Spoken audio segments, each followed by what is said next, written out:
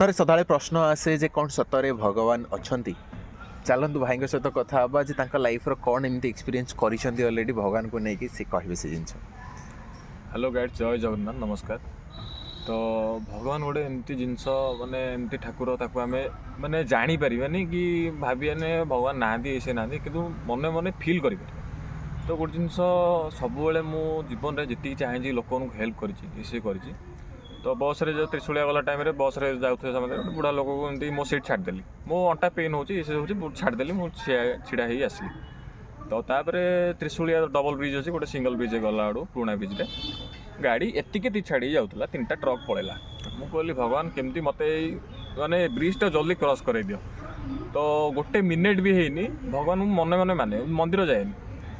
तो गोटे मिनिट हैनी गोटे ऑटो लगिला बसला कहला भाई भाई बसलो जी बाहरी ब्रिजटा पळया पार कर देगी।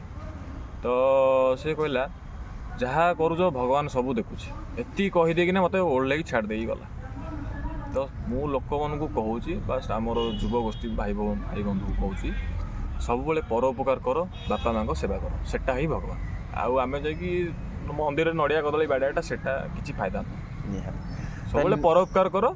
आउ गोटे जिनस जी निज जीए सी हूँ अमनीष जी अन्य जीए सी हूँ मनीष सेटा गोटे कथा निहाती आपण से जिन निहाती करूँ जदि आप लाइफ किसी एक्सपीरियंस अच्छे कमेंट करके निश्चय जनातु।